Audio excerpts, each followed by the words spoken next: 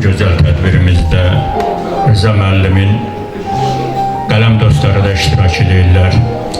Cəllabad ədəbi mühitinin sayılıb seçilən gözəl qələm sahiblərindən bugün bu tədbirdə Azərbaycan Yazıçılar Birliyinin üzvü Prezident mükafatçısı Meyxoş Abdullah iştirak edir.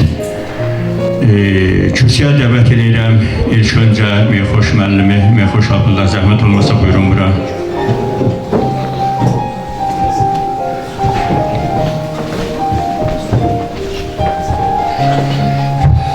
Əvvəlan hamınızı salamlayıram.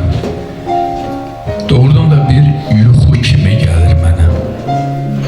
Belə bir şirin yuxu kimi. Təsəvvür edin ki, bu məktəbin içində sakitlikdir. Dünyasını dəyişmiş müəllimlərdən söhbət gedir, ziyalılardan söhbət gedir. Bayırda isə bir addımlığında, nə bilim, dünyanın təlatümləri, nə bilim, ölüm xəbərləri, qəzalar və insanı hər dəqiqə narahat edən hadisələr. Mən təşəkkür edirəm bütün Əlqasımlı cəmaatına. Həm dünyasını dəyişənlərin ruhu şad olsun, həm də qalanların. Bəxş Seyfullah müəllim bir məqama toxundu, o deputat məsələsinə. Mən bu kəndi çox yaxşı tanıyıram.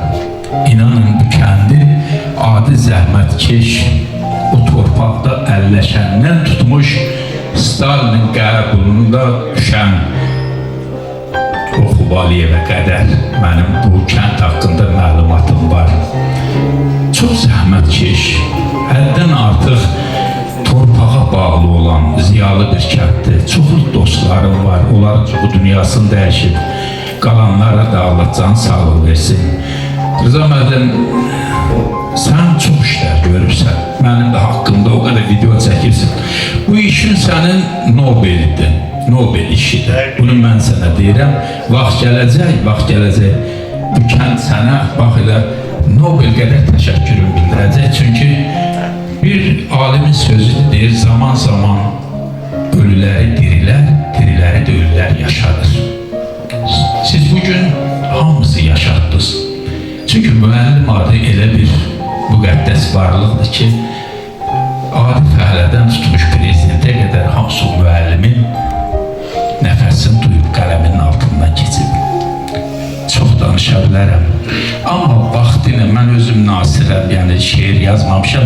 Amma bir dəfə bir Ağsaslı müəllim məqaləsi yazdım. Orada bir bənd şeirdir. O bəlkə 30 il bundan qabaq olub. Onu deyib sözümü bitirəm. Əgər bir ixtiyar olsaydı məndə, kəsərdim ömrümün qalan illəri.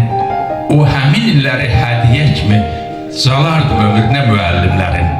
Allah sizi var eləsin, salamat olun. Sen de maç edelim.